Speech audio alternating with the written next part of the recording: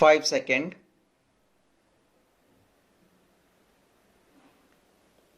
Start. Mr. Chairman, I rise to support this resolution because this matter has to be considered and reconsidered as planning goes on. Right at the beginning, I must say that this village industry, despite all brave talk on the part of the Planning Commission and the government, has been given a back seat by the Planning Commission, and I think a lot has to be done in order to reorient the entire approach with regard to village industries. I generally agree with much of what has been said by the two speakers who have preceded me, and I should like to add a few suggestions to what they have said. Now, even when we were fighting the British, one of the indictment against the British rule was that it led to the ruination of our village and cottage industries. This criticism was absolutely justified, and the meaning of it was not fully seen at that time, perhaps as it is seen today after independence. We have embarked on a policy of industrialization of the country, but in an underdeveloped economy like this, where we have got nearly 82% or a little more of the population living in the villages, you cannot have rapid industrialization merely by starting heavy industries or even medium industries in the urban areas and towns, whether they be in the public sector or in the private sector. They are, of course, important, and the development of such industries must be on a far bigger scale. That is what we stand for, but at the same time, we must embark on a policy of industrialization of the rural areas today.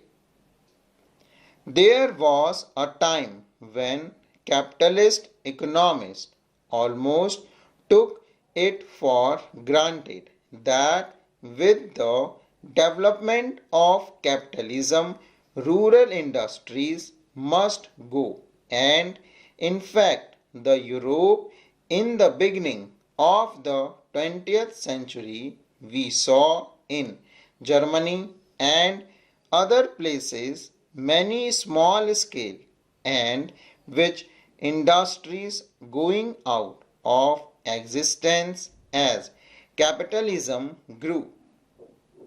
Monopoly capitalism, which is growing in our country, also has a tendency to crush the small and medium industries, let alone village industries. The moment rural economy is drawn into the orbit of capitalistic market, the tendency is there, and the law operate for the decline of the rural industries of the type that exist. Now, this process is there in our country. Artificially, we are trying to maintain some. In the rural areas, you have nearly 3.5 million new job seekers every year. Rural industry must be viewed from the larger angle of industrialization of the country, from the point of its employment potentialities and also from the point of view of raising the standard of living in the country. Yesterday here, the Prime Minister was saying that unless agriculture looked up, national income would not go up still higher and the standard of living world not go up. I entirely agree, but then in the rural sector of our economy, we must develop simultaneously the other sector, that is called the rural industrial sector, for promoting rural industries on a large scale. That is not being done. Now, I found in our country we have heard complaint that these industries are not getting help.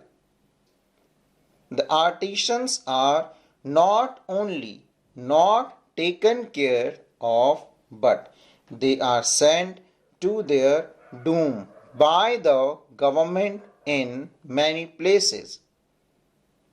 I found that in the south also many fine handloom industries which should be nursed by the government and developed with all the attention and care are allowed to go out of existence. Therefore, it need a serious rethinking on the part of the Commission as to how can we set about this task. It is not just a question of supplementing something.